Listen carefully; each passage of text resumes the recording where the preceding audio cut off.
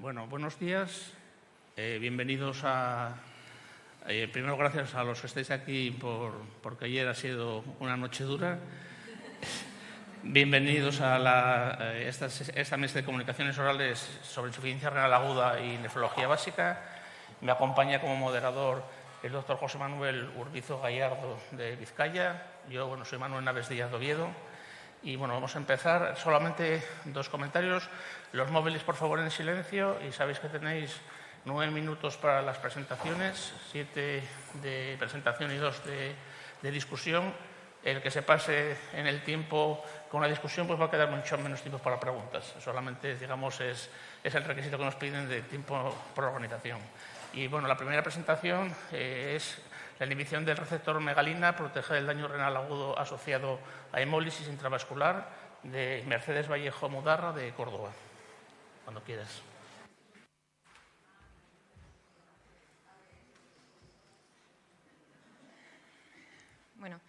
Buenos días a todos. Gracias por la presentación y, en primer lugar, gracias al Comité Científico por haber seleccionado este trabajo para exposición. Mi nombre es Mercedes Vallejo, soy una estudiante predoctoral del Instituto Maimónides de Investigación Biomédica en Córdoba y hoy os voy a presentar una de nuestras líneas de investigación sobre cómo la inhibición del receptor de megalina protege el daño renal asociado a hemólisis intravascular y declaro no tener ningún tipo de conflicto de interés. Como ya todos sabemos, la enfermedad renal es uno de los principales problemas de salud pública por su elevada prevalencia, alta tasa de mortalidad y el efecto negativo que tiene sobre la calidad de vida de los pacientes. Podemos clasificarlo en insuficiencia renal aguda y en enfermedad renal crónica. En el caso de la insuficiencia renal aguda, es un síndrome caracterizado por una pérdida rápida de la función renal y es cierto que sí que existe una estrecha relación entre ambas condiciones, de manera que la primera acelera la progresión hacia la segunda y además los pacientes que padecen enfermedad renal crónica tienen un mayor riesgo de padecer episodios de insuficiencia renal aguda. Existen numerosas condiciones asociadas a la insuficiencia renal y una de ellas es la hemólisis intravascular, que es una condición en la que hay una rotura masiva de los eritrocitos, de manera que se libera hemoglobina, hemo y hierro al torrente sanguíneo.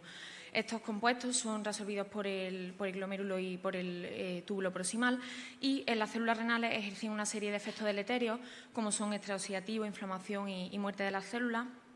Y es cierto que, desde el punto de vista clínico, esta condición es muy relevante, puesto que juega un papel fundamental en patologías claves, como es la anemia falciforme, de la que hablaré ahora un poquito después en otra presentación, y la malaria.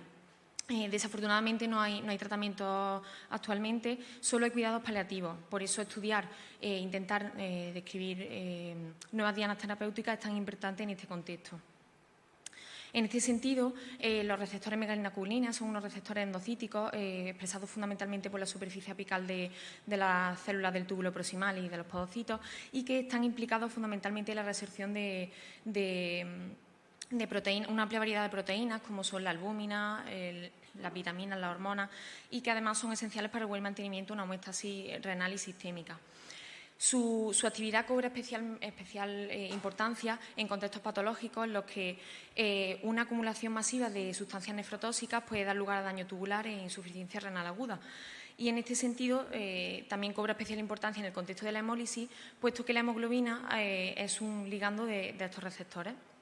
En este sentido, la cilastatina surge como una potencial estrategia terapéutica, puesto que es un inhibidor de la endocitosis mediada por megalina, por lo tanto inhibiendo la captura de esta hemoglobina por parte de las células renales. Por eso, el principal objetivo de este estudio es analizar el papel de la captación de hemoglobina en el riñón y evaluar si su inhibición mediante cilastatina puede ofrecer una protección frente al daño renal inducido por hemólisis. Para empezar y caracterizar la acumulación de hemoglobina, sí que desarrollamos un modelo experimental de hemólisis intravascular por inyección intraperitoneal de fenilhidracina y sacrificamos los ratones 6, 16, 24 y 48 horas tras la inducción del daño. De primera, observamos una acumulación de hemoglobina tanto a nivel del túbulo proximal, pero de manera muy importante a nivel del glomérulo, a nivel del podocito, como podéis ver esta doble inmunofluorescencia confocal. Este proceso también fue acompañado por un aumento de los niveles séricos de hierro, y, como era de esperar, una respuesta adaptativa a la acumulación de hierro, como pudimos ver por un aumento de la expresión de la cadena pesada de ferritina y hemosigenasa 1. Además, también todo esto fue acompañado de una pérdida de podocitos que también pudimos ver por una disminución de la expresión de sinactopodina y nefrina. Con el fin de seguir corroborando que efectivamente existía una insuficiencia renal aguda durante la hemólisis intravascular, sí que observamos un aumento significativo de los valores de creatinina y BUN sérico y además un aumento de los marcadores de daño tubular, inmune y ENGAL. A nivel histológico, también observamos signos claros de insuficiencia renal aguda, tanto en el túbulo como en el glomérulo, como pérdida del borde en cepillo, muerte celular tubular y hipertrofia glomerular. Y además todo esto fue acompañado de un aumento de marcadores de estrés oxidativo, peroxidación lipídica, que corroboraron un ambiente peroxidante que al final dieron lugar a la muerte de las células de manera tiempo-dependiente. Bueno, de los resultados más importantes que obtuvimos fueron que realmente queríamos ver si la hemólisis intravascular era capaz de modular la expresión de estos receptores. Y sí que observamos que la hemólisis provocaba una disminución progresiva de ambos receptores, tanto de la megalina como de la cubilina.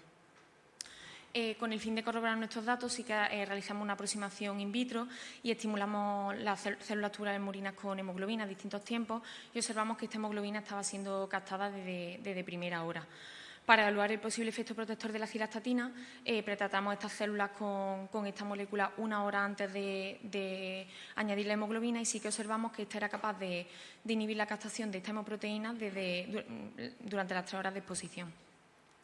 En vista de los resultados in vitro, nos lanzamos a desarrollar el modelo in vivo y, en este caso, también realizamos un modelo experimental de hemólisis intravascular y tratamos los ratones de manera intravenosa y al mismo tiempo que la fenilhidracina con cilastatina. Y lo que observamos fue que estos ratones efectivamente estaban protegidos. Concretamente observamos una disminución de los parámetros de función renal, creatinina y nitrógeno ureico, menor daño tubular por una menor expresión del marcador de daño tubular ENGAL. Además, también a nivel de alteraciones estructurales observamos que veíamos un menor daño tubular y glomerular. Y todo esto también se pudo ver reflejado en una menor muerte de las células tubulares. Además, aunque no llegó a ser significativo, sí que observamos una pequeña disminución del daño podocitario, como pudimos ver una pequeña tendencia a que sí que era capaz de revertir la presión de nefina y sinactopodina. Y bueno, en base a los resultados que os he explicado, las conclusiones que podemos extraer de este estudio son que la hemólisis intravascular efectivamente regula la expresión de los receptores megalina y cubilina en el riñón y que además la administración de la cilastatina podría ser útil para reducir el daño renal asociado a insuficiencia renal aguda en situaciones de hemólisis intravascular. Y bueno, agradecer a mi grupo de investigación por su apoyo constante y muchas gracias a vosotros por vuestra atención.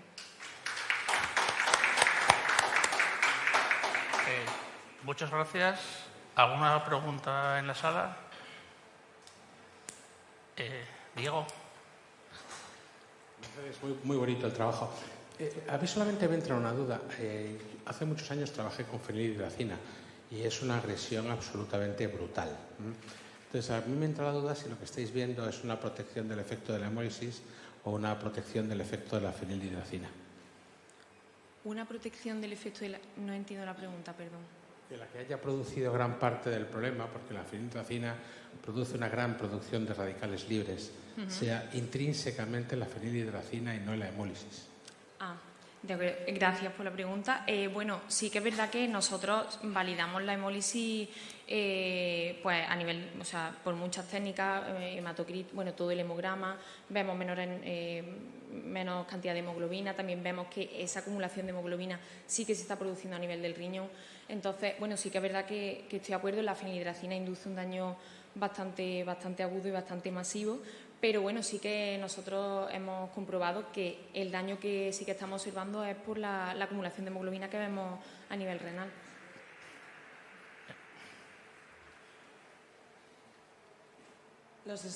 Me ha gustado mucho el trabajo, ¿vale? Los estudios que habéis hecho in vitro lo habéis hecho en célula tubular. Célula tubular. Y ves que apenas tienes diferencias en el daño podocitario. Entonces, ¿habéis planteado hacer estudios directamente en podocitos para ver qué pasa o pensáis que es un efecto secundario a la...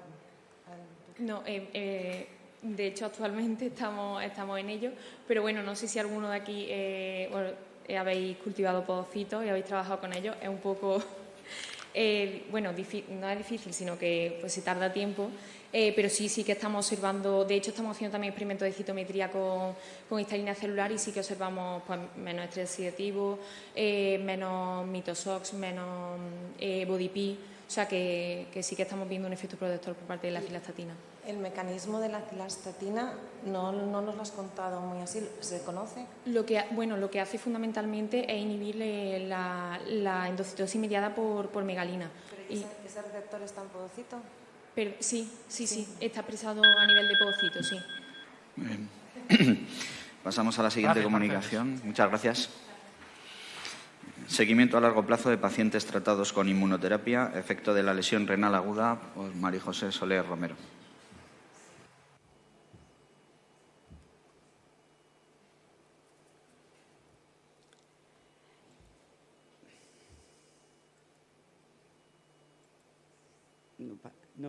Vale, ahora sí. Aquí tenéis mis declaraciones de conflicto de interés.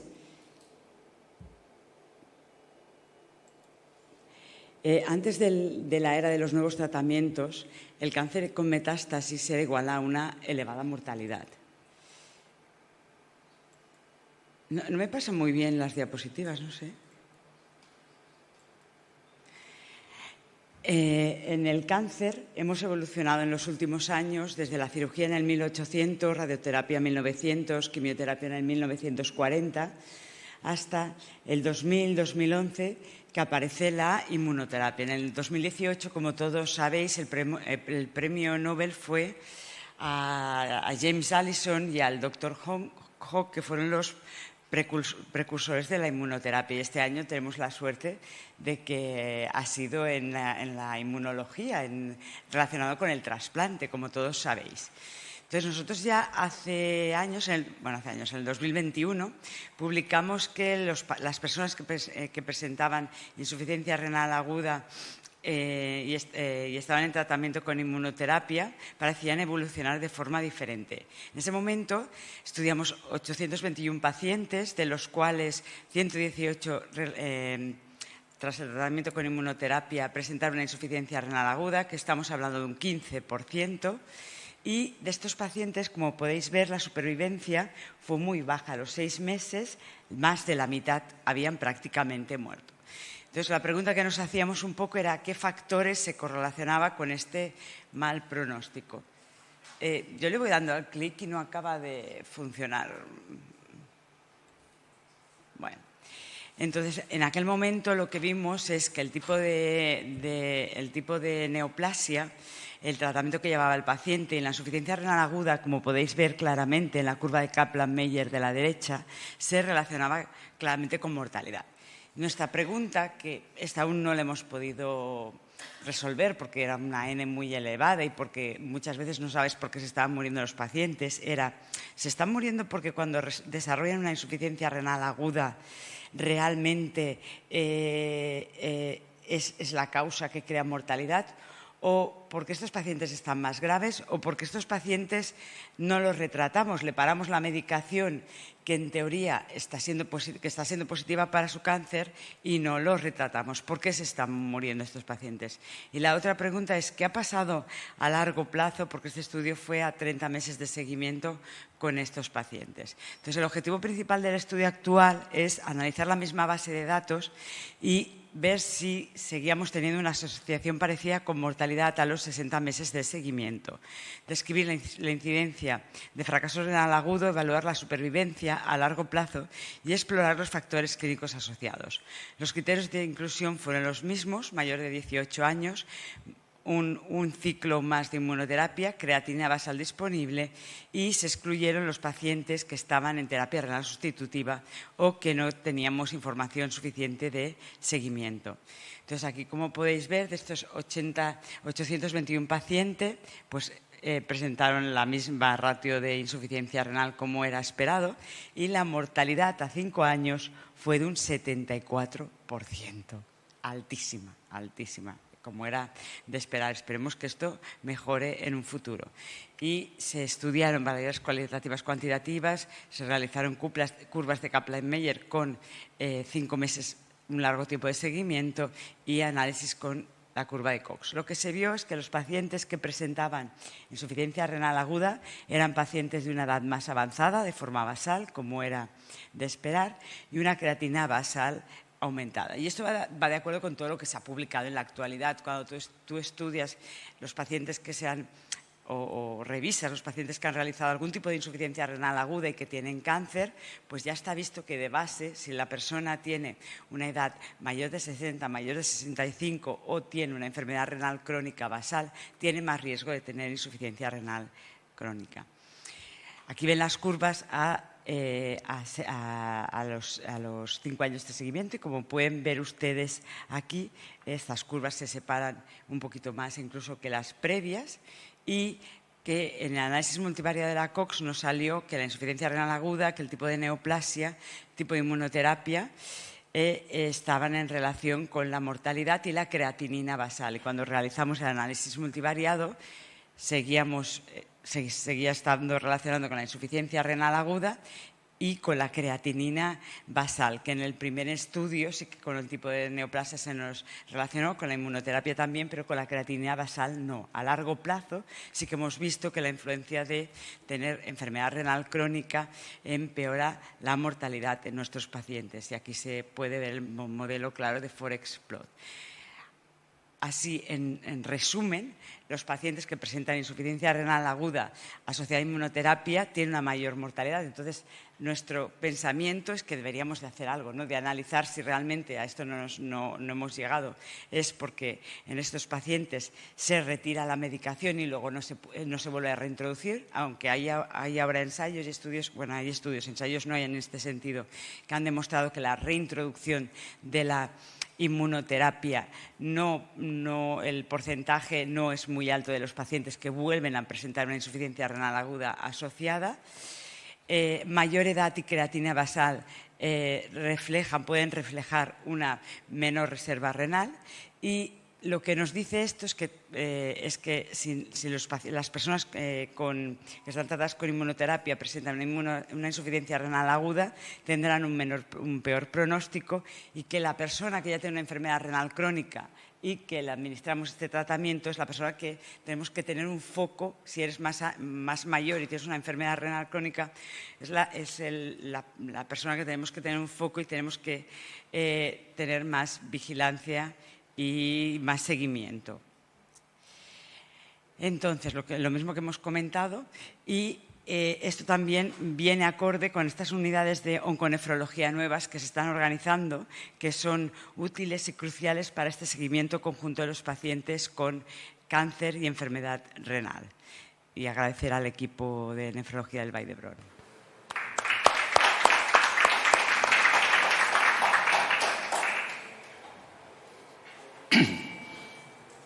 Adelante. La verdad, María José, es una reflexión lo que voy a hacer.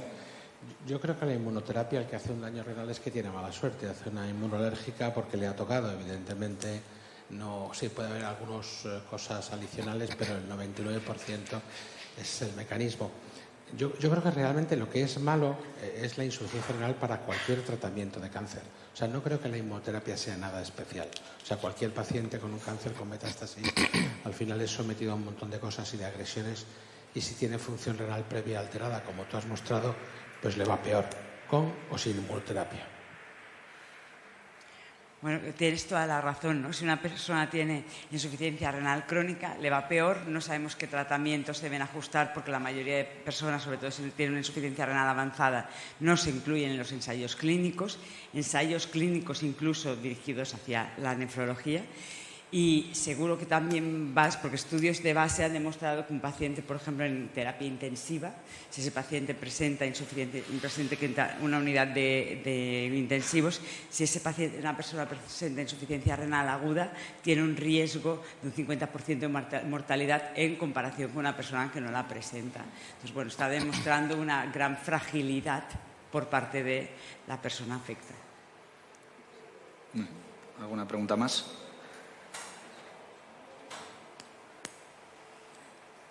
Bueno, pasamos. Vale, gracias, María José. Vamos a dar paso a la siguiente. Características clínicas. A ver. si no. Características clínicas y pronósticas de insuficiencia renal aguda en el paciente mayor, división según grupos de edad, diferencias de patrones clínicos, del doctor Francisco Lavilla Arroyo. Bueno, buenos días. Os presento un estudio que ya es... A ver si va colocando...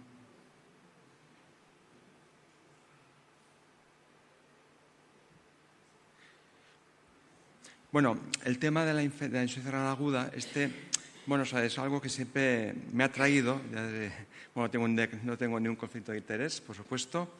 Entonces, es un tema que me ha ido trayendo en relación al pronóstico y al éxitus, pero sobre todo de cara a tener aplicaciones preventivas, prácticas. Y en ese viaje, pues el perfil clínico es algo que cada vez me ha ido como atrayendo más. Es decir, no todos los fallos renales agudos o todas las insuficiencias agudas son iguales.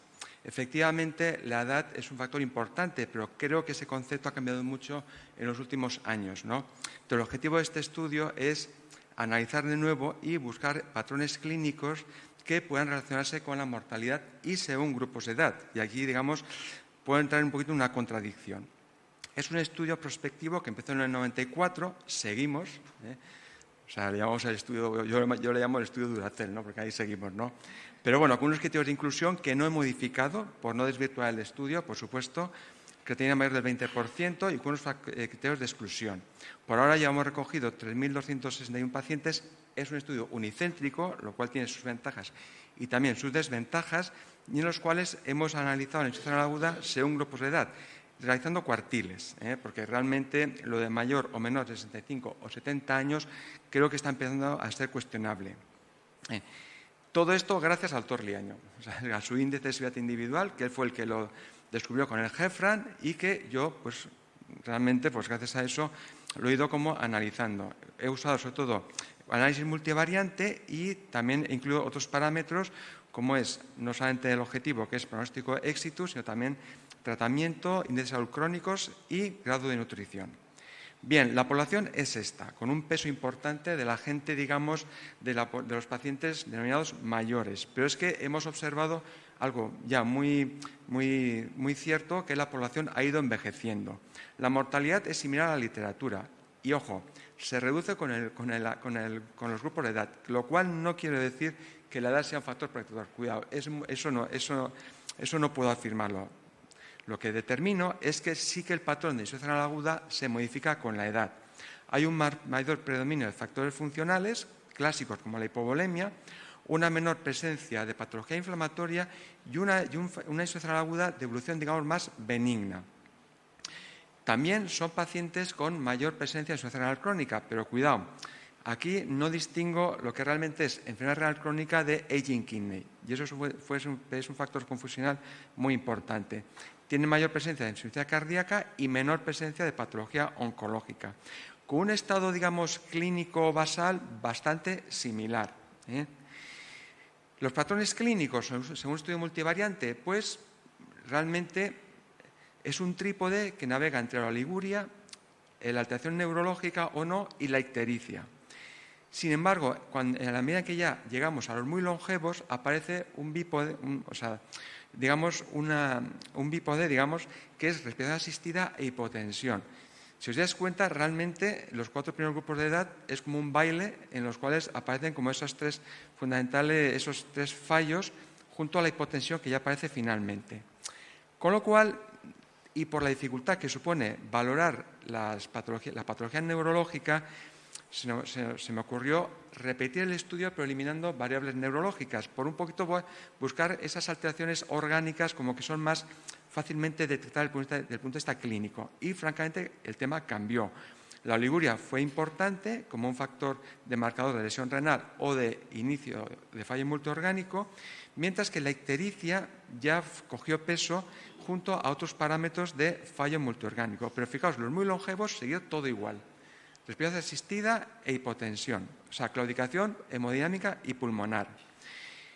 Realmente, al quitar las variables neurológicas, digamos, la severidad y especificidad tampoco se modificó excesivamente e incluso en los muy longevos prácticamente fue la misma. Es decir, ¿Que el perfil clínico de insuficiencia renal aguda evoluciona con la edad? Por supuesto. ¿Que hay menos mortalidad porque nos enfrentamos a una insuficiencia renal aguda más funcional, de mejor, digamos, más fácil manejo y menos complicada, aunque a pesar de que existe mayor presencia de patología crónica renal y cardiovascular? Que ese patrón clínico también cambia con la edad. Es decir, mientras que en los más jóvenes o adultos, digamos, más de menor edad, la presencia de patología compleja aguda o fallo multiorgánico catastrófico es, digamos, lo que imprime carácter y a lo que nos debe dirigir la intención. Mientras que en los pacientes ya longevos o muy longevos es, digamos, la presencia de patología crónica multiorgánica que puede llevar a una claudicación pulmonar o hemodinámica. Con lo cual, a pesar de las limitaciones que a ver las tiene este estudio, creemos que desde el punto de vista clínico es importante en adultos jóvenes detectar precozmente ese fallo multiorgánico, que eso, los que trabajamos en planta o trabajan en planta lo tienen muy claro, ¿no? Pero que en la medida que avanza la edad del paciente hay que enfocar a preservar la hemodinámica y la función respiratoria, que posiblemente ya está per se afectada. Y, por supuesto, el paciente longevo o el paciente mayor, a ver, como nefrólogos, el reto ya no es hablar de edad. Yo sigo pensando, y fijaos que entro en una contradicción, he hecho cuartiles por edad y yo creo que la edad cronológica para nada es un factor, sobre todo en pacientes mayores, valorable. Hay que ir ya a una edad biológica. El problema es cómo detectarla. Desde el punto de vista de la evaluación genética integral ayuda mucho. ¿Por qué? Porque es una evaluación integral del paciente anciano o mayor, lo cual puede ayudar a determinar, digamos, incluso, digamos, adecuación terapéutica. Y, bueno, con todo esto, pues muchas gracias por vuestra atención. Muchísimas gracias.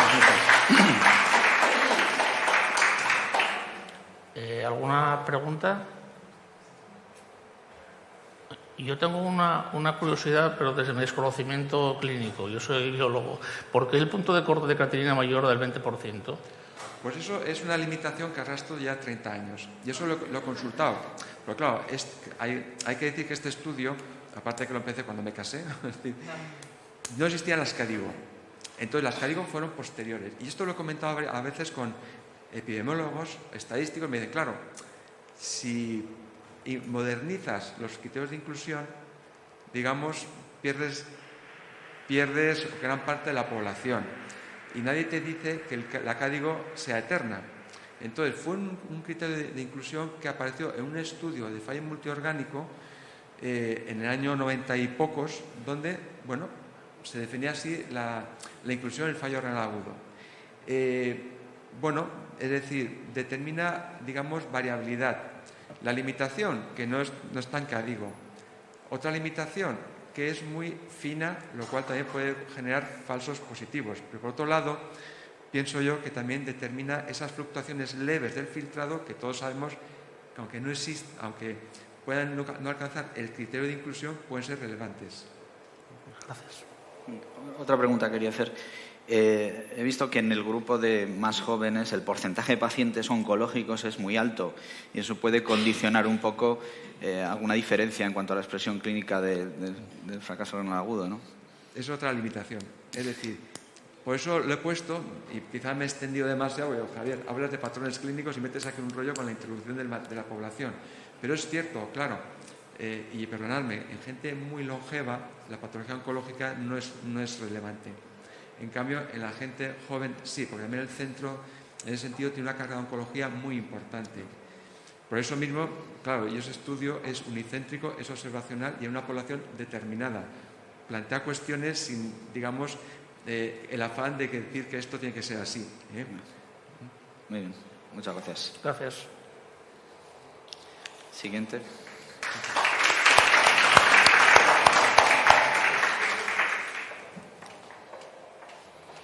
La siguiente presentación es 2 opciones terapéuticas para el fracaso renal agudo inducido por vancomicina, acidificación urinaria o inhibición de transportadores de aniones orgánicos. Y nos lo presenta el doctor Thibault Lemollet. Josu Luque. Vale, gracias. Bueno, me hace ilusión porque es la primera vez que me toca presentar en el Nacional de Nefro Español y voy a presentar un trabajo de mi estudiante de máster en París, en Francia, por eso las afiliaciones, y sobre opciones terapéuticas en el fracaso renal agudo inducido por la vancomicina.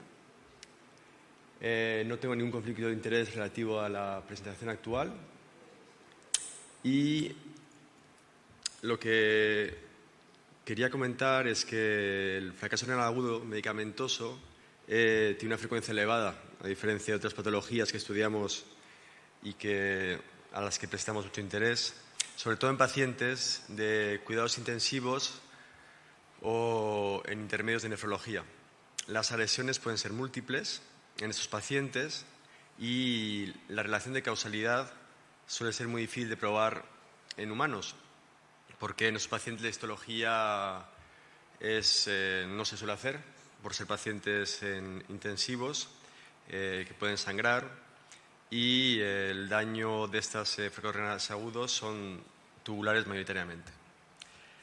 Sin embargo, yo creo que tenemos a nuestro alcance actualmente herramientas antiguas, pero que pueden ser simples y que pueden ayudar a diagnosticar de manera más precisa la causa de este fracaso renal agudo, como por ejemplo el análisis del sedimento urinario. Un punto importante es la evolución reciente del concepto de recuperación total de tubulopatía. Es decir, el fracaso renal agudo puede que hace unos años, hace 20 años, se considerase como algo que recupera de manera ad integrum, es decir, que la tubulopatía se consideraba una recuperación completa y total. Y se ha visto recientemente que el riesgo de un fracaso renal agudo puede tener un efecto a largo plazo sobre el desarrollo de la insuficiencia renal crónica. Voy a dar un ejemplo con el trabajo de Thibault, de mi estudiante de máster, sobre la vancomicina, que es un antibiótico de prescripción frecuente con una incidencia alta de fracaso renal agudo y sobre todo intentar, a partir de la investigación, intentar desarrollar o dar opciones terapéuticas, ya sea preventivas o curativas. Está bien siempre darle una vuelta a la historia, a la memoria histórica.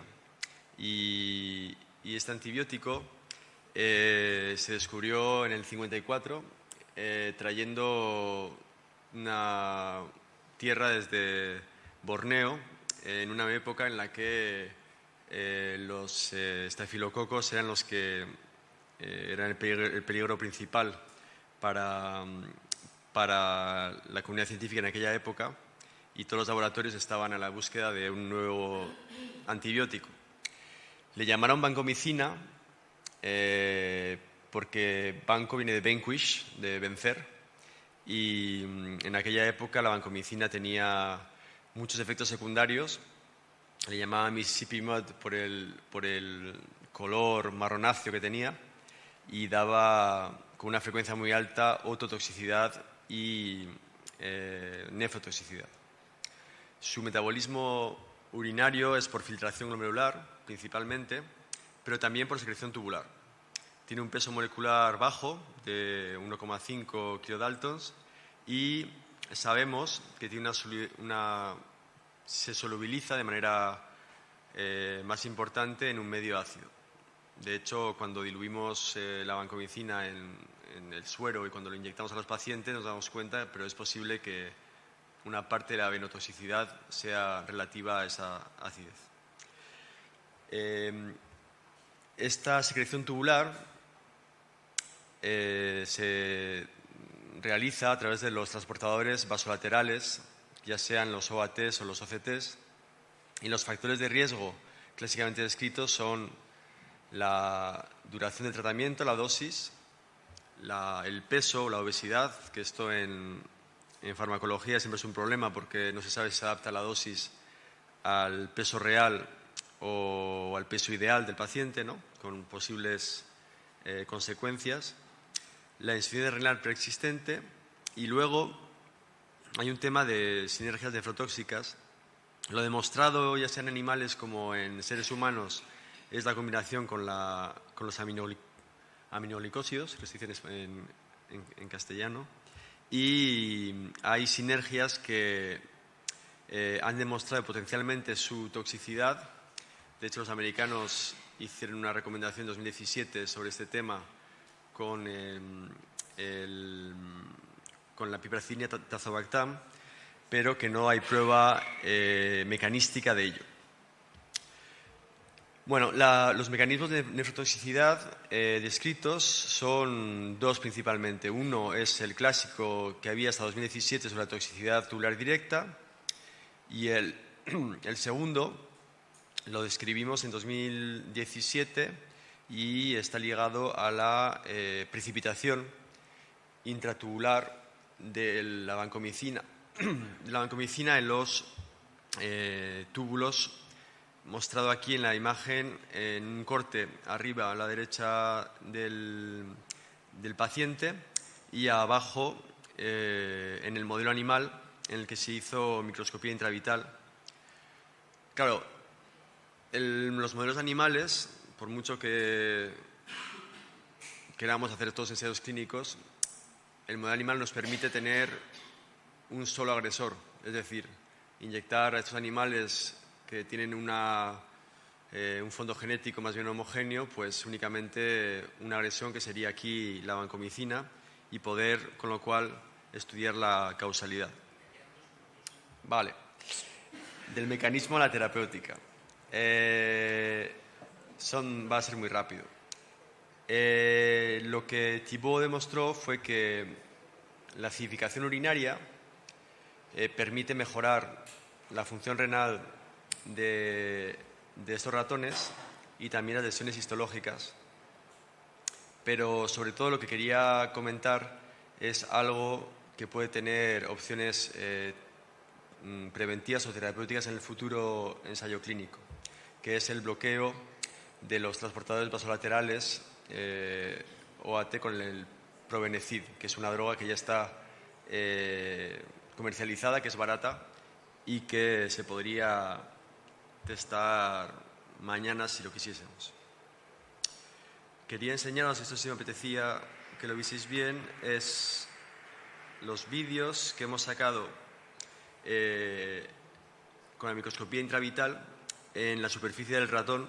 Aquí podéis ver, se pone el ratón anestesiado y se pone la cámara sobre el riñón para intentar determinar la precipitación de estos cast de vancomicina, una vancomicina que está marcada con un fluorocromo.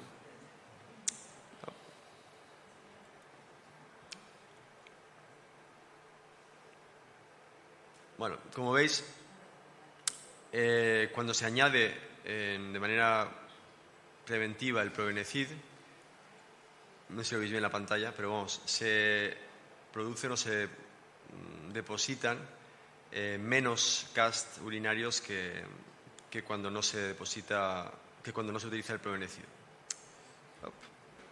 Y ahora la última ya es hablar de, bueno, insistir sobre todo en el probenecid, que es al fin y al cabo el que puede prevenir la nefrotoxicidad de la vancomicina y el que puede tener perspectivas terapéuticas.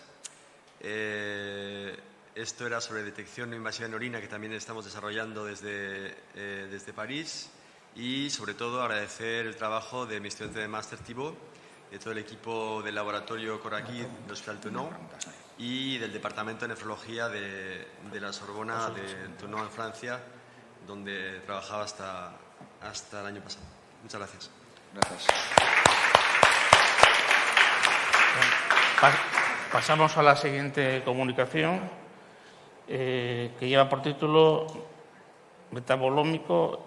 perfil metabolómico inflamatorio en pacientes en hemodiálisis, evidencias de disfunción mitocondrial y riesgo cardiovascular, que lo presenta la doctora Dolores Arenas. Premio Comunicación Oral. Muchas gracias.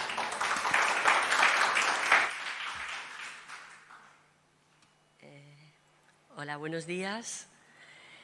Bueno, seguro que aquí todos los que estáis conocéis la metabolómica, que es una disciplina emergente dentro del conjunto de las ciencias ómicas, y es el análisis global de los metabolitos, que son las moléculas pequeñas que reflejan la función y disfunción del organismo.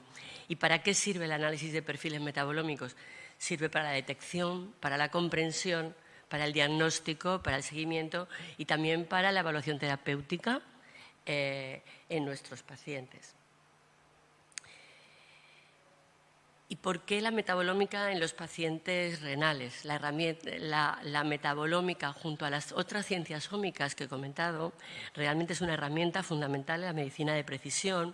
A mí me parece muy interesante por el hecho de que está influenciada por diversos factores, por el genoma, por el microbioma y también por factores ambientales, de manera que lo que nos da esta integración de todos los datos nos da un perfil fenotípico integrador que puede ayudarnos a tener herramientas predictivas sobre la enfermedad. Esto que voy a presentar aquí forma parte de un proyecto mayor, se llama Proyecto Fragilial, que ha reclutado 935 pacientes en hemodiálisis, en los que hemos tomado unas muestras en diciembre de 2024 y es los que estamos recogiendo, o están recogidos ya, datos demográficos de analítica de sesiones de diálisis, de comorbilidad, fragilidad, sarcopenia, nutrición, calidad de vida, situación socioeconómica, dependencia, ansiedad, depresión, fatiga y sueño. Estamos siguiendo las incidencias durante la sesión de diálisis y también analizamos mortalidad e ingresos. Aquí solo os voy a contar que hemos comparado la firma metabolómica de la población en hemodiálisis de la Fundación Renal Española con población general que pertenece a la base de datos de Acrivea, de CIC Biogune. Ellos tienen 30.000 pacientes aproximadamente en población general y hemos cogido una población similar a la nuestra en hemodiálisis, equilibradas por edad y género. En estos pacientes, con una muestra de suero, lo que hemos hecho es analizar 41 metabolitos, marcadores inflamatorios y cardiovasculares, 32 aminoácidos y metabolitos relacionados y más de 100 tipos de lipoproteínas. Y esto lo hemos analizado mediante resonancia magnética nuclear y cromatografía líquida acoplada a espectrofotometría de masas. Primer resultado, aquí veis las dos poblaciones, en rojo son los pacientes en hemodiálisis y en azul la población general. Como veis, hay importantes diferencias en metabolitos y marcadores inflamatorios entre las dos poblaciones. Ahora vamos a ir viendo. Tampoco os voy a contar todo, sino lo que me ha parecido más interesante en el tiempo que teníamos. Aquí tenéis los forest plot, en el que lo que va a la derecha son, comparado con la población general, lo que está aumentado en hemodiálisis y en la izquierda lo que está disminuido. Lo primero que nos encontramos es lo que ya conocida, la firma metabolómica urémica, que es la triada colina TMAO ácido acético elevado, que lo que nos está hablando es que existe una inflamación y riesgo cardiovascular. Esta triada lo que nos está diciendo es que la microbiota intestinal sobreproduce TMA y ácidos grasos de cadena corta, incluido el acetato. En el hígado el TMA pasa a TMAO y disminuye el metabolismo de la colina y como los riñones no son capaces de eliminar el TMAO, tenemos un aumento de TMAO que es un factor de riesgo, es un elemento muy nocivo en cuanto a inflamación y a riesgo cardiovascular que podría explicar el elevado riesgo cardiovascular de nuestros pacientes. Otra de las cosas que encontramos es un aumento de los marcadores inflamatorios. Vemos un fenotipo metabólico proinflamatorio y proaterogénico. ¿Qué estamos viendo? Estamos viendo una disminución del SPC, vemos un metabolismo defectuoso de la colina y de los fosfolípicos y un daño estructural del HDL y un aumento de GLIC A, B y C en sangre, que lo que dice es que estamos ante una situación de microinflamación sistémica, de estrés oxidativo y de lipoproteínas modificadas. Todo esto produce disfunción endotelial y riesgo aterogénico que explica perfectamente lo que vemos en nuestros pacientes. Otro rasgo distintivo del estado inflamatorio urémico es que vemos en estos metabolitos un metabolismo catabólico y desequilibrio redox, con un estrés energético y disfunción mitocondrial, un aumento de la relación piruvato-lactato, con un aumento de los intermediarios del ciclo de Krebs. Esto explicaría en nuestros pacientes la fatiga y la disfunción celular y la dificultad para adaptarse al estrés y al ejercicio. Y por último, encontramos una disfunción del metabolismo de aminoácidos y metilación, con baja metilación dependiente de SAMe, con una alteración hepática funcional y agotamiento de cofactores como folato, B12 y B6. Aquí veis los factores que se ven alterados, tanto bajando como subiendo. Y también, como no, lo que ya conocemos también es un aumento de glucosa con una resistencia a la insulina.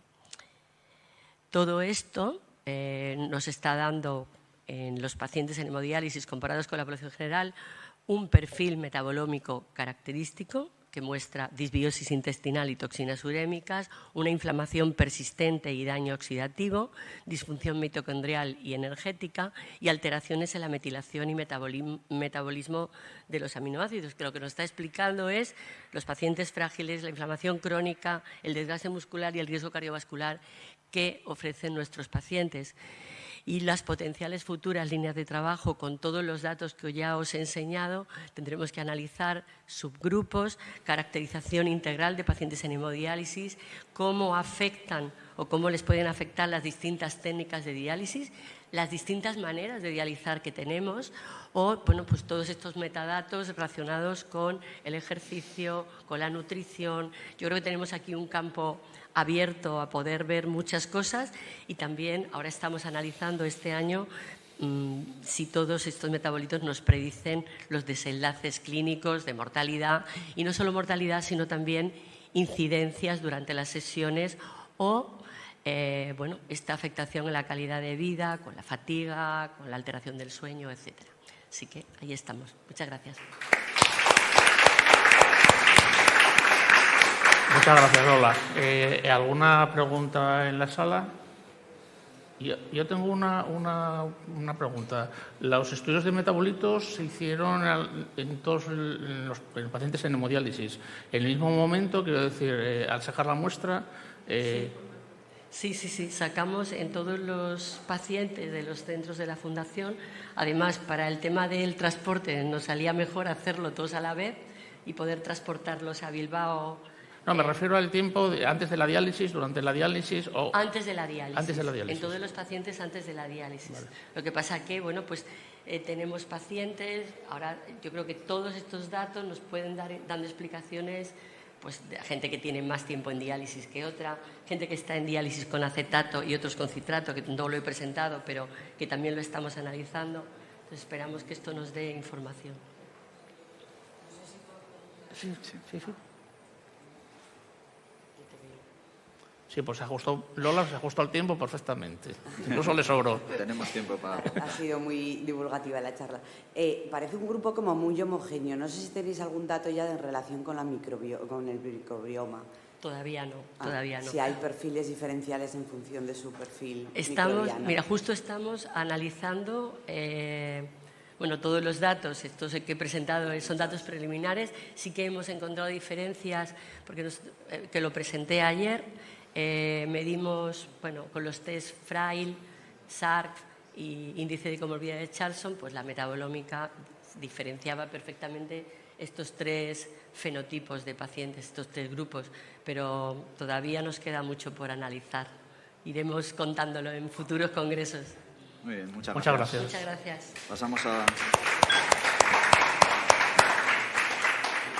Pasamos a la siguiente comunicación. Vicadrostat con ISIN en paglipocina reduce la albuminuria en todas las clases de riesgo CADIGO en la enfermedad renal crónica. Presenta el doctor Alberto Ortiz. Buenos días. Esta es una presentación en nombre de los participantes en el ensayo clínico en fase 2. Tengo potenciales conflictos de interés por mi relación con compañías farmacéuticas. Y el objetivo principal del estudio es Vicadrostat, que es un inhibidor de la aldosterona sintasa, con lo cual se presume que podría tener efecto cardio y protector potencialmente aditivo a algunos fármacos ya disponibles, como los inhibidores de SGLT2, aditivos desde el punto de vista de eficacia protectora, pero con un perfil de seguridad, ya que los inhibidores de SGLT2 pueden limitar el riesgo de hipercalemia con un perfil de seguridad que sería magnificado. Entonces, estos son resultados de un ensayo clínico en fase 2, donde se combinó vicadrostat con empagliflozina, con sus respectivos placebos, en pacientes con enfermedad renal crónica con y sin diabetes mellitus tipo 2. Y la presentación de hoy es impacto sobre la albuminuria según la clase de riesgo CADIGO. Es un subanálisis. Como recordáis, 700 pacientes, enfermedad renal crónica, ya tratados con bloqueo del sistema renina-angiotensina, filtrado glomerular entre 30 y 90, albuminuria por encima de 200 y normocalemia. Primero se randomizaron a empagliflozina o placebo, y después, dentro de cada una de las ramas, se randomizó a placebo de vicadrostat o distintas dosis de vicadrostat. El estudio empieza después de haber randomizado empagliflozina y antes de randomizar a vicadrostat y culmina 14 semanas después. El objetivo primario, cambio en albuminuria; objetivo secundario, disminución de albuminuria más del 30% y también impacto sobre presión arterial sistólica y filtrado glomerular estimado. Entonces, estas son las dos categorías que se evaluaron en este subanálisis: riesgo CADIGO moderado alto, que serían las casillas naranja clarito o naranja oscuro, o riesgo muy alto, que serían las casillas más rojas. Había más pacientes en la categoría de riesgo muy alto, la tensión arterial era similar, los niveles de aldosterona similares, pero el filtrado glomerular era más bajo en los pacientes de riesgo muy alto y la albuminuria más alta, pues como corresponde al riesgo más alto. Y este es el resultado del desenlace primario: cambio porcentual ajustado por placebo de la albuminuria, una reducción de en torno al 25% adicional a lo que se observa placebo para riesgo moderado alto, y hasta el 40-50% en el riesgo muy alto. Esto numéricamente, aunque no hubo un impacto significativo de la interacción. Respondedores, por respondedores se entiende disminución de la albuminuria más del 30%, pues hasta en torno al 50% en riesgo moderado alto, en torno al 50-60% en riesgo muy alto, frente a porcentajes de respondedores de 14 al 24% en el placebo. Disminución del filtrado glomerular, que dada que se evaluó de forma temprana, esto implicaría fundamentalmente disminución de la hiperfiltración, una dosis dependencia en las pacientes de moderado riesgo alto, un impacto menor sobre la hiperfiltración en pacientes de riesgo muy alto, que como tiene un filtrado glomerular más bajo, pues a lo mejor nos hace sentir más seguros. Tensión arterial, bajó la tensión arterial en torno a 6-8 milímetros de mercurio, aditivo a lo que se hubiera observado a placebo en riesgo moderado o alto, y resultados similares en pacientes en riesgo muy alto. O sea que baja la albuminuria, baja la tensión arterial, disminuye la hiperfiltración. El perfil de seguridad fue similar en los pacientes con riesgo moderado alto o muy alto. Y bueno, este es el resumen de los resultados. En todas las clases de riesgo CADIGO estudiadas en el ensayo, vicadrostat comparado con el placebo de vicadrostat administrado con y sin empagliflozina: 1, reduce la albuminuria; 2, aumenta la tasa de respondedores de albuminuria, entendiendo como pacientes en los que baja la albuminuria más del 30%, disminuye la tensión arterial, disminuye el filtrado glomerular. En esta etapa temprana se entiende que sería una disminución de la hiperfiltración, y no presenta diferencias en el perfil de riesgo según la gravedad de la enfermedad renal crónica basal. En conclusión, vicadrostat administrado con empagliflozina podría ser una opción terapéutica prometedora para un amplio rango de pacientes con enfermedad renal crónica, con y sin diabetes, con distintos grados de albuminuria y filtrado glomerular, y en estos momentos, dado esta conclusión inicial, se está probando en ensayos en fase 3 en participantes con enfermedad renal crónica, el ensayo Easy Kidney, con un desenlace primario renal y cardiovascular, y en pacientes con insuficiencia cardíaca o enfermedad cardiovascular establecida. Y agradecer a los investigadores y a los pacientes que participaron en este ensayo clínico. Muchas gracias por la atención.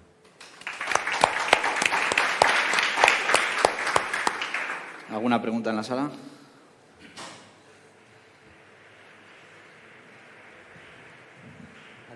¿Tú crees que es un efecto totalmente hemodinámico? ¿Tú crees que baja la presión intraglomerular y por eso baja la hiperfiltración también?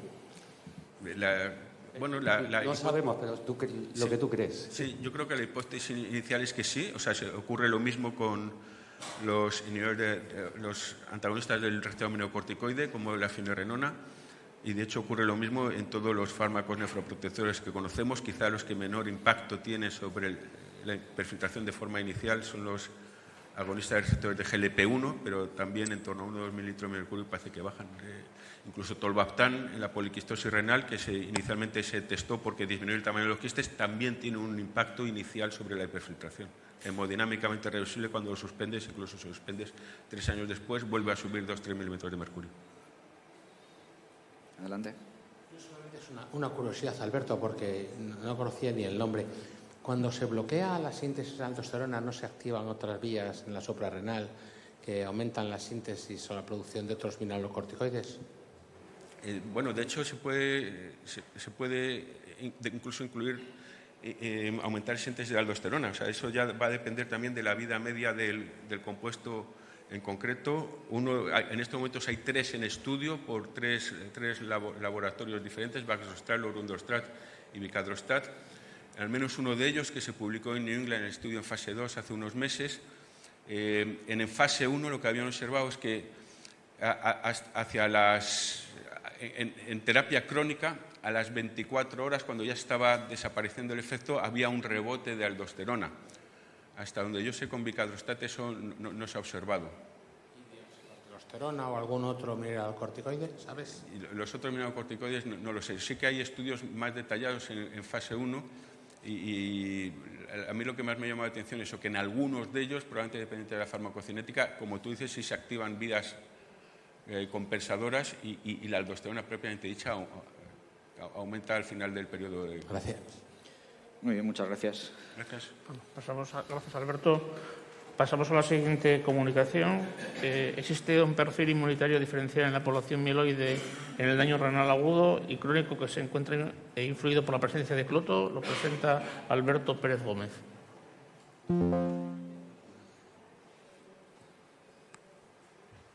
Vale, pues buenos días. Muchísimas gracias a la organización por darme la oportunidad de presentar mi trabajo en el contexto de la insuficiencia renal aguda. No tengo ningún conflicto de interés a la hora de presentar estos resultados. El riñón no solo es un órgano filtrante, sino que también es un regulador sistémico que cuando falla tiene una serie de consecuencias más allá de su función local. El fracaso renal agudo se define como la pérdida súbita de la función renal, teniendo una alta incidencia hospitalaria en unidades de cuidados intensivos y efectos en el sistema cardiovascular, en lo que llamamos el síndrome cardiorenal tipo 3. Nosotros nos vamos un poco más allá del eje riñón-corazón, queriendo saber qué sucede a nivel inmunitario. En el daño renal y daño cardiorrenal surge una proteína que tiene efectos protectores, tanto antioxidantes, antiinflamatorios, y sabemos que cuando baja se asocia a daño renal o disfunción cardíaca y cuando sube pues tiene cierto efecto protector. Sabiendo que atenúa la oxidación y la inflamación, tenemos como hipótesis si cloto modularía la respuesta o el perfil inmunitario en células inmunitarias mieloides. Sabemos que tenemos una lesión renal aguda, pero nos centramos en el corazón inicialmente, haciendo un análisis proteómico no supervisado de un modelo animal de fracaso renal agudo nefrotóxico en comparación con un grupo control. Identificamos más de 4.000 proteínas, concretamente seleccionamos 22 subexpresadas y 23 sobreexpresadas, y cuando vamos a ver los perfiles de los animales y viendo cada una de las columnas que son los animales y cada una de las filas que son las proteínas, a pesar de que hay cierta variabilidad, vemos que los ratones se comportan de una forma homogénea, teniendo un comportamiento antagónico con el grupo control. Es decir, cuando las proteínas se sobreexpresan en el grupo de fracaso renal agudo, se subexpresan en el grupo control. Una vez que teníamos identificadas estas proteínas, lo que queríamos ver realmente era en qué rutas funcionales se encontraban inmersas.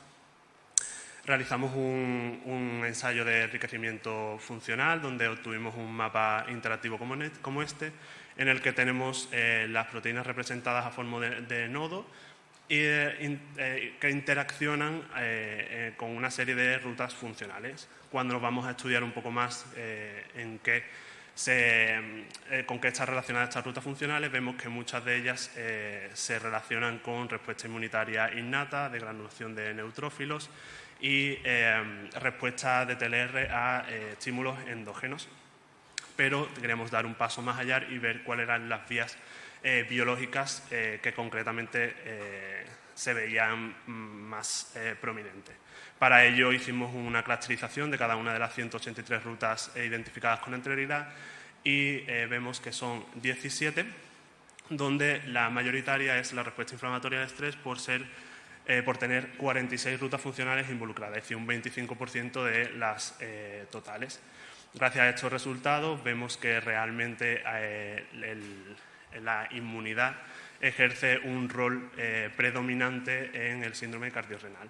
Como vimos que había varias proteínas relacionadas con esta respuesta inmunitaria, quisimos ver qué sucedía a nivel sistémico como posible opción de relación entre los dos órganos afectados. Para ello hicimos una citometría de flujo en 3 modelos animales, uno que era por silenciamiento homocigótico de cloto, como si fuera un modelo de enfermedad renal crónica, y después el mismo modelo que hemos utilizado con anterioridad en la proteómica sin y con tratamiento de cloto soluble. Cuando vamos a ver el perfil inmunitario mieloide en el grupo de enfermedad renal crónica, vemos como hay un aumento de los niveles de las células mieloides con diferentes perfiles en aquellas subpoblaciones que la conforman.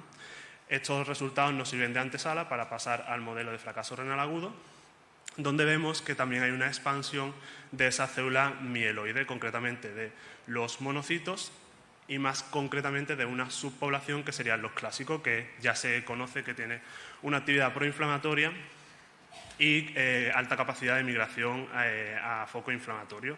Estos resultados se alinearían con cada una de las rutas funcionales que encontramos en la proteómica a nivel de corazón. Una vez que tenemos estos resultados, queríamos ver qué sucedía cuando tratábamos estos animales con cloto soluble y vimos una remisión de los niveles de estas células inmunitarias en los animales. Nuestra pregunta era, ¿realmente estos tipos celulares llegan a infiltrarse en el tejido? Utilizamos un marcador que es CD68 de la línea monocito macrófago y lo vimos en diferentes cortes inmunohistoquímicos, inmunofluorescencia, tanto de riñón como de corazón. Cuando nos vamos al riñón vemos que hay una infiltración más alta en el grupo patogénico de macrófagos tras hacer ese daño o provocar ese daño renal agudo. Lo sorprendente es que vemos exactamente lo mismo en el corazón cuando no hemos hecho un daño directamente en él. Cuando tratamos con cloto a estos animales vemos una remisión de esa infiltración de macrófago en tejido. Por lo tanto, me gustaría que nos quedáramos con 3 mensajes clave, que sería que en primer lugar el daño renal agudo genera una huella proteómica cardíaca con fuerte sobreexpresión de rutas inmunitarias, incluso sin afectación directa del corazón. Se observa una activación mieloide sistémica con expansión de monocitos clásicos y leucocitos CD11 positivos en sangre periférica, que se correlaciona con la infiltración tisular en riñón y corazón. La proteína cloto, tanto endógena como administrada de forma soluble, modula esta respuesta inmunitaria, reduciendo la activación periférica y la infiltración de macrófagos en tejido. Y a modo de conclusión general, tenemos que estos hallazgos consolidan un eje inflamatorio riñón-inmunidad-corazón, donde cloto emerge como diana terapéutica potencial para limitar el remodelado inmunológico post-fracaso renal agudo. Sin más dilación, me gustaría agradecer a cada uno de los participantes de este estudio, a mis compañeros, a la agencia financiadora y, por supuesto, a los ratones. Muchas gracias.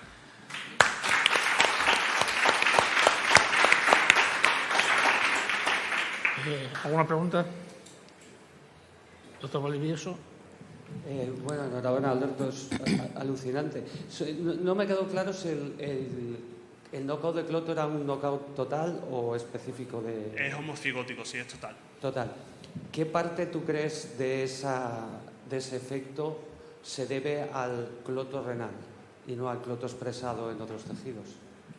En otros tejidos. Bueno, nosotros es verdad que hemos estudiado la expresión de cloto tanto en riñón como en corazón. No sé bien el efecto que podría tener otros órganos sobre él. Sé que en riñón sí que se subexpresa cuando provocamos un fracaso renal agudo y en modelos que sobreexpresan el cloto esos niveles se normalicen al grupo control. Sin embargo, en corazón no vemos diferencia.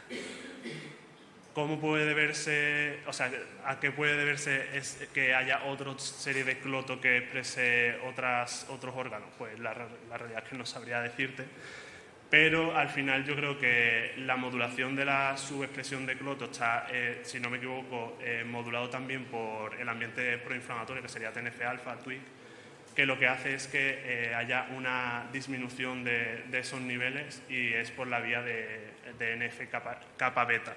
Pero realmente la influencia que tiene el cloto que sea de otros órganos no tendría ni idea. A mí también me ha gustado mucho el trabajo, enhorabuena.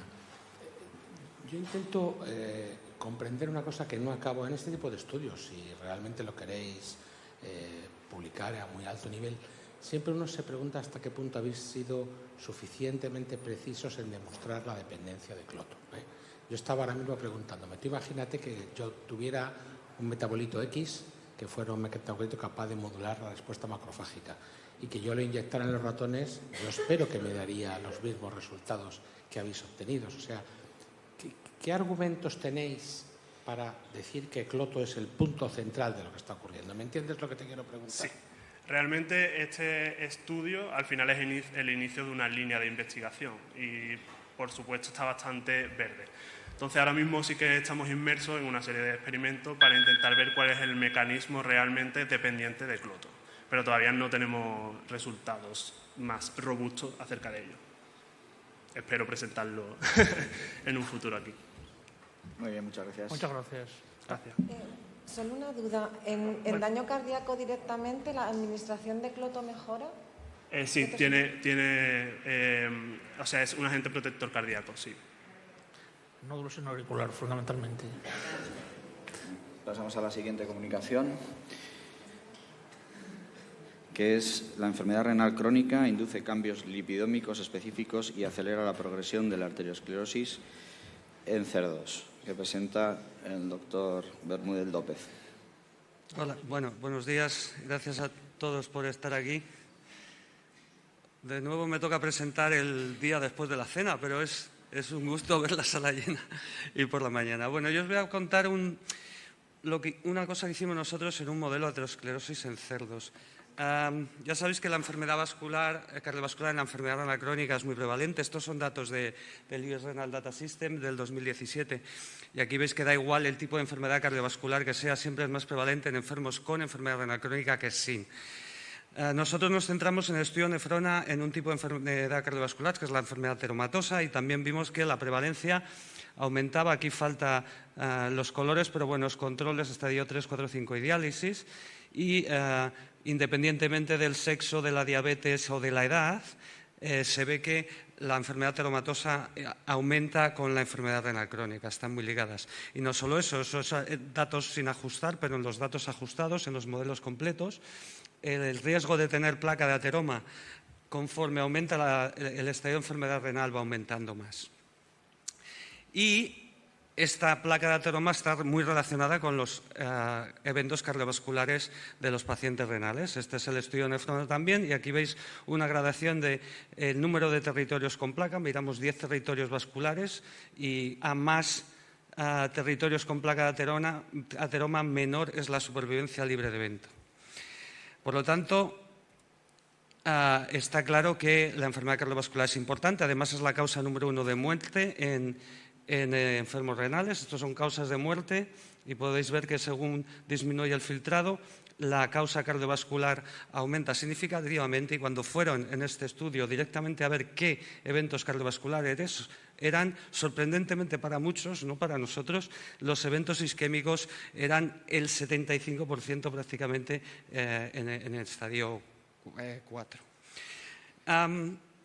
Por lo tanto, estudiar la aterosclerosis en enfermedad renal es importante, pero los modelos que hay o que hemos utilizado todos hasta ahora tienen sus limitaciones. Tenemos los ratones, los knockouts de ApoE o LDL, que son baratos, comen poco, pero son pequeñitos y la placa que desarrollan no es parecida. También se han utilizado durante tiempo el modelo de ratón Watanabe, que es hiperlipidémico y también desarrolla placa, pero les pasa un poco lo mismo.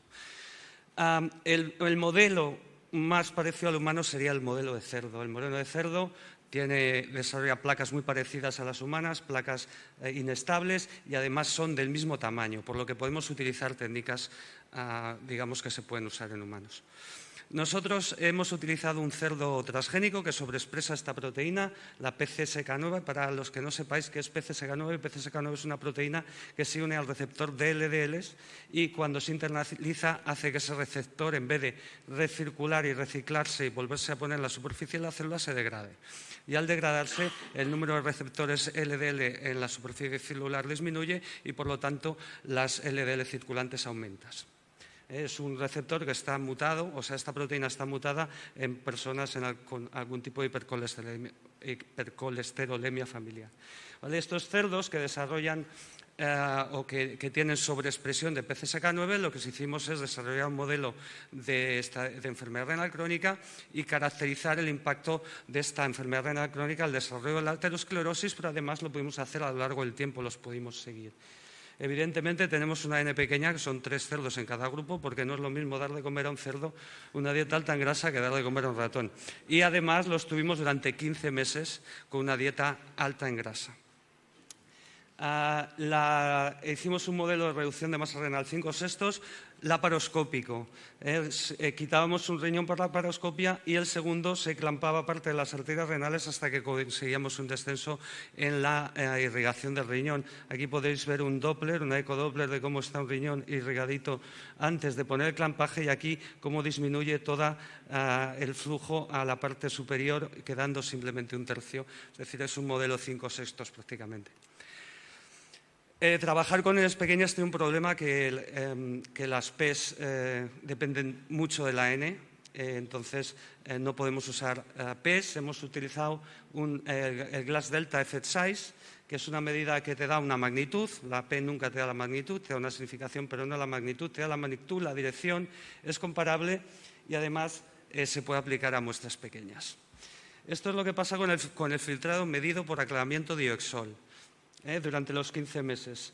Al mes y medio disminuye significativamente, prácticamente a la mitad, y se va recuperando con el tiempo hasta a los 15 meses llegar a no ser estadísticamente significativo con respecto a los animales que no han sufrido ninguna intervención. Por lo tanto, aquí empieza el primer problema. Los 5/6 no es un modelo de enfermedad renal crónica, para mí. Es un modelo de reducción de masa renal que con el tiempo, como veis, lo que pasa es que el riñón hipertrofia de tal manera, miraros cómo aumenta el grosor cortical y la resistividad arterial de manera muy significativa. Por lo tanto, este riñón ha conseguido un tamaño suficiente para volver a filtrar. Pero volvamos o pensemos que sigue siendo un modelo de enfermedad renal crónica.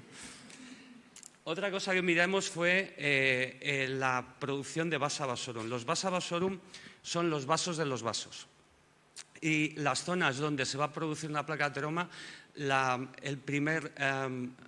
lo primero que pasa es que en esas zonas aumenta la densidad de vasa vasorum. Y los vasa vasorum se pueden medir por ecografía.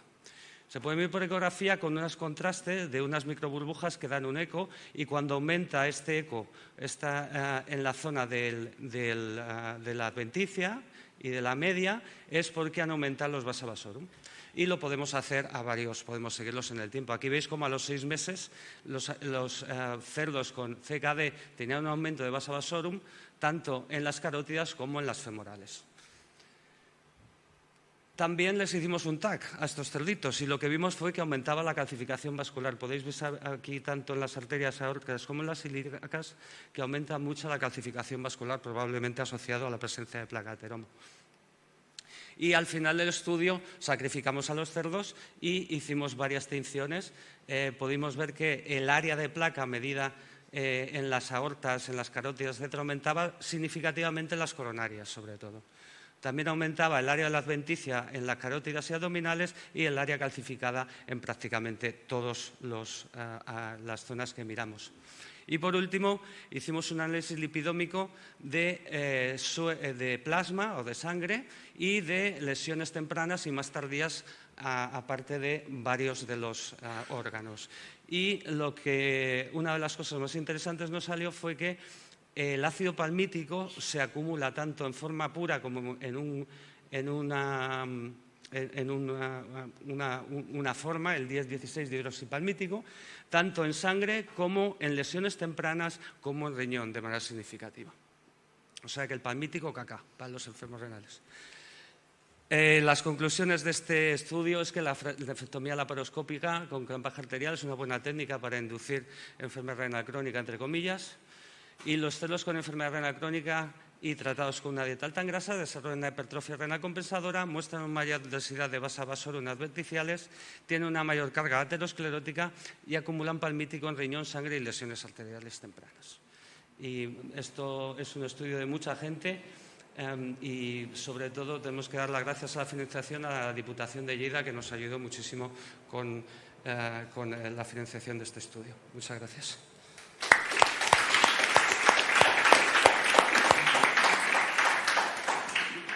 ¿Preguntas? Muy interesante y muy atrevido, José Manuel. ¿El palmítico es un marcador o puede ser la causa de algo? Buena pregunta. Nosotros creemos que está muy relacionado con la causa. Evidentemente, lo que hicimos en el estudio lipidómico fue mirar un montón de lípidos y ver los que estaban tanto subidos en plasma como en tejido, como en las lesiones. Yo creo que al estar subido en plasma en tejido se puede utilizar como marcador, pero a mí me da la sensación, no tenemos datos, de que sí es posible que sea parte del problema, de la causa del problema. Gracias. Me ha encantado, José, y me gusta que hayáis encontrado un resultado diferente de lo que uno esperaba. Y ahí me hace plantear si podréis hacer el estudio de un modelo de daño renal agudo y ver si tendréis también un aumento de la aterosclerosis. ¿En cerdos? En cerdos. No, hija, ya no más. No se puede. No más cerdos. No te da dinero. De verdad que si hubiera financiación suficiente es fantástico. Las instalaciones las tenemos, bueno, ya has visto, hicimos hasta un TAC, o sea, tenemos todo lo necesario. Pero un cerdo come 700 gramos de comida alta grasa al día cuando se lo restringes. Son mini pigs que pesaban 80 kilos al principio, pero al final acababan en 100 y pico. Para hacer la ecografía hay que dormirlos, hay que subirlos y, sobre todo, nos costó una fortuna. Y nos está costando publicarlo porque tenemos 3 y 3. O sea que yo, los cerdos, de momento... Suerte con la publicación. Enhorabuena por el trabajo. ¿En cuánto tiempo desarrollan placa estos cerdos y ¿en cuánto tiempo desarrollaron la placa que habéis encontrado? Bueno, a los 6 meses ya hacíamos ecografías prácticamente mensuales. Lo que pasa es que sí que es cierto que al principio la carótida sí que se ve bien. Con eco no puedes ver la estría grasa, que son las lesiones muy tempranas, solo puedes ver ya cuando empieza a engrosarse y tal. Aproximadamente a los 6 meses todos ya tenían, por lo menos vasovasorium elevados. O sea que sí, aproximadamente 6 meses ya se veía un aumento. Porque no hemos puesto la bioquímica, pero no había tiempo, porque tiene LDLs elevadísimos. ¿Y habéis medido niveles de PCSK9? Niveles de PCSK9. Sí, son sobreexpresores de PCSK9. Sobreexpresor. Sí. Muy bien, gracias. Muy bien, interesante. Gracias, José Manuel. Dime. No, gracias. Ya hemos acabado. Muchísimas gracias. Bueno, pasamos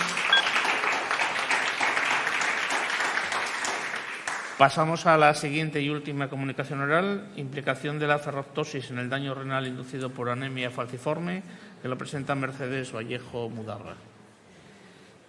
Bueno, buenos días de nuevo.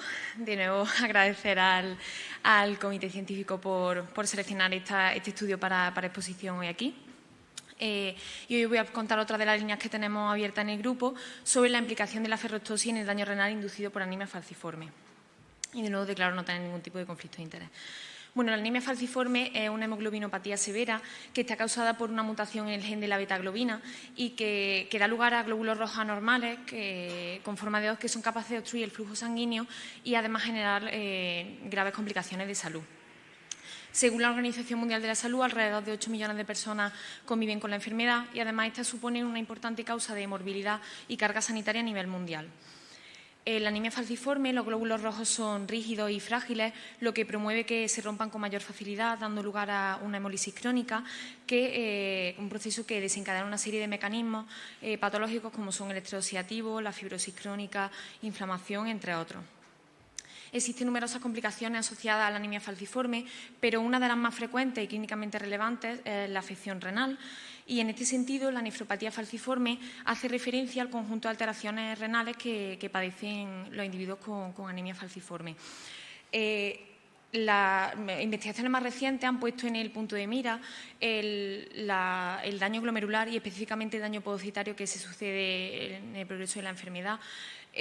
Bueno, porque ya sabemos que los podocitos son células fundamentales para mantener una buena barrera de filtración glomerular y desafortunadamente son una de las principales estructuras en dañarse durante la progresión de esta. A pesar de que conocemos la importancia de esto, no está suficientemente caracterizado. Y esto es un problema porque alrededor del 20% de las muertes que sufren estos pacientes con anemia falciforme se deben a la nefropatía falciforme. Volviendo un poquito a los mecanismos implicados en la anemia falciforme, la hemólisis crónica es uno de los más importantes, como ya he comentado, y en este sentido la ferroptosis se perfila como un mecanismo muy importante, posible mecanismo clave implicado en el daño asociado a la anemia falciforme. Bueno, la ferroptosis es un tipo de muerte celular regulada, dependiente de hierro, que está caracterizada por una acumulación de hierro libre y una generación de especies reactivas de oxígeno que dan lugar a una intensa peroxidación lipídica y daño en las membranas. A pesar de que sabemos que la ferroptosis puede ser un posible mecanismo implicado en este contexto patológico, hay muy poquitos estudios, solo 2 que sí que han evaluado su efecto a nivel de corazón y de pulmón, pero en la nefropatía falciforme no se ha hecho. Por lo tanto, el objetivo principal de este proyecto es investigar la relación entre la sobrecarga de hierro inducida por la hemólisis y la ferroptosis en la nefropatía falciforme. Con el fin de abordar este objetivo, utilizamos un modelo Murino-Towns de anemia falciforme, que es un modelo ampliamente referente por la comunidad científica para el estudio de esta enfermedad, y analizamos sangre, orina y tejidos renales en ratones de 6 meses de edad. Como era de esperar, estos ratones mostraron características clásicas de la enfermedad, como esplenomegalia, hemólisis severa, anemia. Y bueno, a pesar de que no observamos cambios significativos a nivel de función renal, que ya corresponde con lo que ya está publicado, sí que observamos un aumento del daño tubular por una sobreexpresión de los marcadores de daño tubular Kimmur y Engel y de los mediadores inflamatorios interleuquina 6 y CCL2. Además, a nivel histológico sí que observamos también cambios, alteraciones renales, tanto a nivel tubular y, de manera muy importante a nivel glomerular. Y la tinción de rojo sirio nos mostró que había un mayor depósito de colágeno en los ratones falciformes. Para continuar con nuestro estudio realizamos un análisis proteómico en ambos grupos y lo que vimos fue que había un perfil de expresión completamente diferenciado entre ambos. Además, en total observamos 288 proteínas sobreexpresadas y 19 infrarreguladas. El análisis funcional nos corroboró que había daño renal y concretamente daño glomerular, además de activación de vías relacionadas con el metabolismo del hierro, estrés oxidativo y la vía de ferroptosis. Pero de manera muy importante, los ratones falciformes mostraron un aumento de la expresión de proteínas relacionadas con el manejo de la hemoglobina, del metabolismo del hierro y del estrés oxidativo, y todo esto estaba funcionalmente relacionado con la vía de la ferroptosis.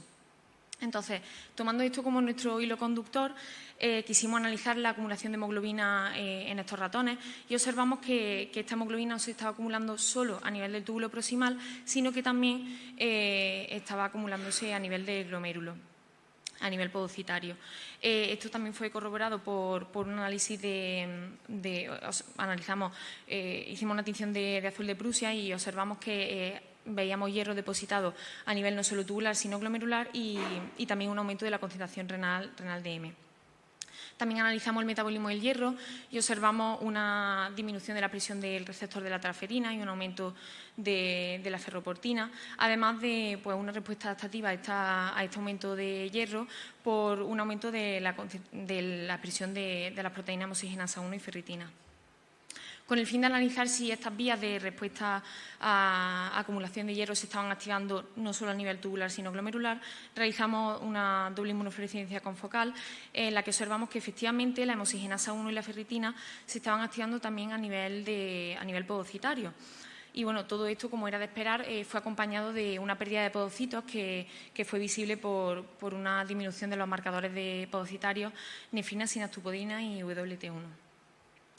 Teniendo en cuenta los mecanismos principales de la ferroptosis y que ya hemos analizado 2 de ellos, continuamos con nuestra hipótesis y analizamos la muerte celular de estos ratones por tinción de túnel. Observamos que los ratones falciformes tenían una mayor muerte celular y además analizamos la expresión de la enzima GPI4, que es una enzima muy importante en la vía de la ferroptosis, y observamos que esta estaba disminuida, corroborando pues, la existencia de un ambiente proferroptótico.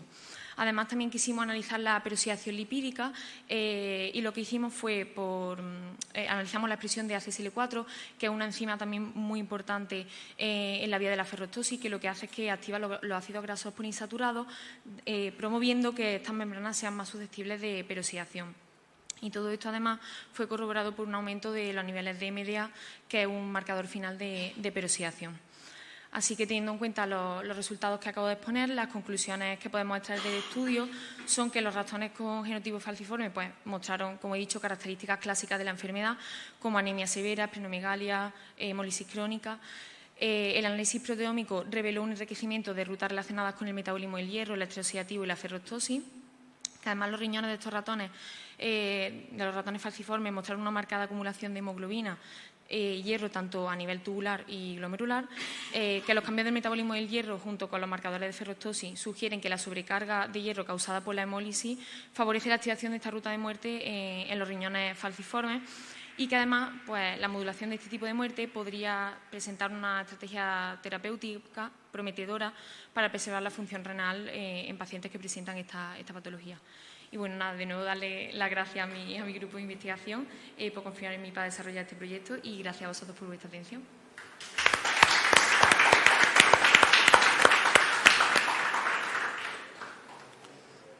¿Alguna pregunta? Alberto. Si no entendí mal, estos eran ratones knockout totales para... Son knock-in, de hecho, son ratones que tienen la enfermedad desde que nacen. Es un knock-in que lo que hace es que expresa la hemoglobina mutada. Son homocigotos, entonces, para el knock-in. Eso es, sí. ¿Y qué pasa con los heterocigotos? Muy buena pregunta. Muy buena pregunta.